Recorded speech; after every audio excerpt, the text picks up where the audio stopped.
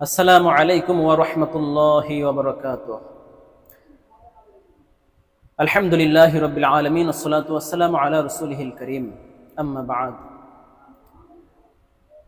আল্লাহ পাক রব্বুল আলামিন আমাদের মুমিন মুসলমান ঈমানদারদেরকে অত্যন্ত মহব্বত করে আমাদেরকে একটি গুরুত্বপূর্ণ আমল শিক্ষা দিয়েছেন। সেই আমলটি হচ্ছে সালাম। যে সালাম আল্লাহ পাক রব্বুল আলামিন বাবা আদম আলাইহিস সালামকে সৃষ্টি করে সর্বপ্রথম এই সালাম শিক্ষা দিয়েছেন। সুবহানাল্লাহ। এই সালাম সম্পর্কে হাদিসে পাকের মধ্যে রাসূল করিম সাল্লাল্লাহু আলাইহি ওয়াসাল্লাম অসংখ্য ফজিলত বর্ণনা করেছেন। এই সালামের মাধ্যমে আমাদের একে অপরের মধ্যে মহাব্বত পয়দা হবে।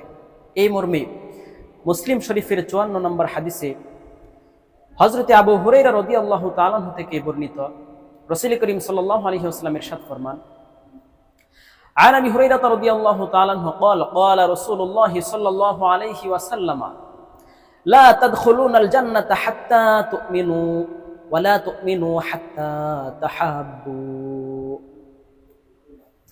اولا ادلكم على شيء اذا فعلتموه تحاببتم افشوا السلام بينكم رواه مسلم। রাসূল করিম সাল্লাল্লাহু আলাইহি ওয়াসাল্লাম হাদিসে পাকের মধ্যে ফরমান, রাসূল বলেন, তোমরা ততক্ষণ পর্যন্ত কেউ লা তাদখুলুনাল জান্নাতা হাত্তা তুমিনু, তোমরা জান্নাতে প্রবেশ করতে পারবে না যতক্ষণ পর্যন্ত না তোমরা মুমিন হও।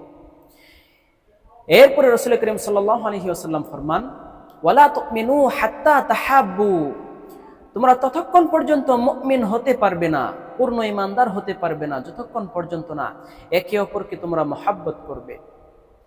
এরপরে নবীজি বলেন, আওয়ালা আদুল্লুকুম আলা শাইইন ইযা ফাআলতুমুহু তাহাব্বাতুম, আমি কি তোমাদেরকে এমন একটি আমল শিক্ষা দেব না, তোমাদেরকে বলে দিব না কোন কাজ করলে তোমাদের একে অপরের মধ্যে মহব্বত পয়দা হবে। রাসূল বলেন, আফশুস সালাম বাইনাকুম, তোমরা একে অপরের মধ্যে ব্যাপক সালামের প্রচলন করো, একে অপরকে বেশি বেশি সালাম দাও।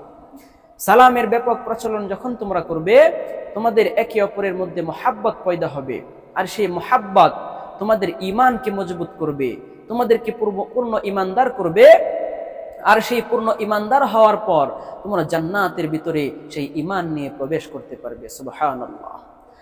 অতএব আমরা নিজেদের মধ্যে যখন আমরা বেশি বেশি সালামের ব্যাপক প্রচলন করব, আল্লাহ তাআলা আমাদের মধ্যে বেশি বেশি মহব্বত পয়দা করে দিবেন।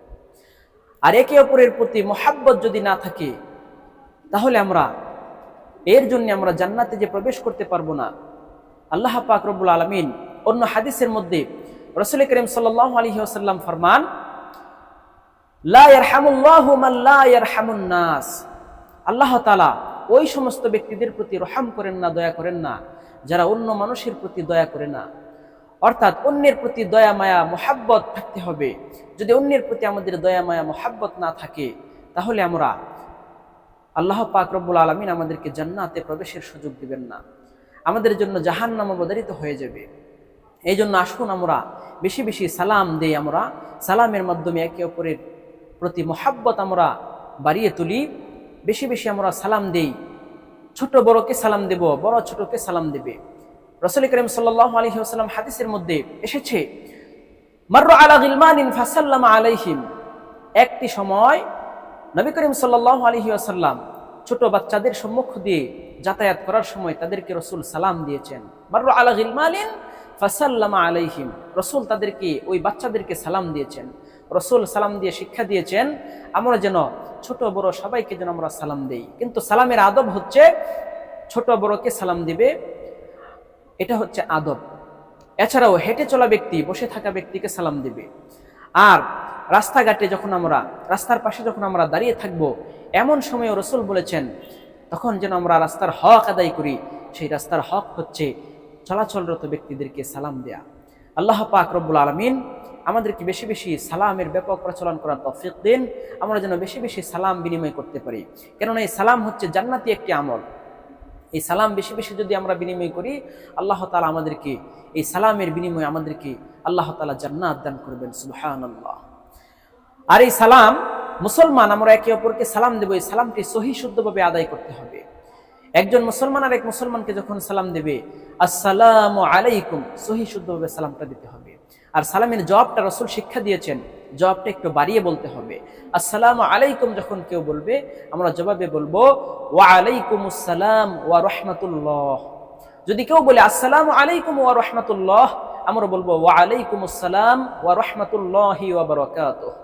এভাবে আমরা উত্তমভাবে আমরা সালামটা বিনিময় করব। আল্লাহ পাক রব্বুল আলামিন আমাদেরকে সহি শুদ্ধভাবে বিশুদ্ধতার সাথে সালাম বিনিময় করে অন্তরের কুরিপু ধ্বংস করে আল্লাহ তাআলা আমাদের অন্তরকে যেন বিশুদ্ধ করে দেন, একে অপরের প্রতি মহব্বত পয়দা করে দেন। আল্লাহ তাআলা যেন আমাদের মুমিন মুসলমান সকলকে একসাথে জান্নাতে প্রবেশ করার তৌফিক দান করেন, জান্নাতে একত্রে বসবাস করতে পারি। আল্লাহ তাআলা যেন আমাদেরকে কবুল করেন। আল্লাহুম্মা আমিন। ওয়া আখিরু দাওয়ানা আনিল হামদুলিল্লাহি রাব্বিল আলামিন। আসসালামু আলাইকুম ওয়া রাহমাতুল্লাহি ওয়া বারাকাতুহু।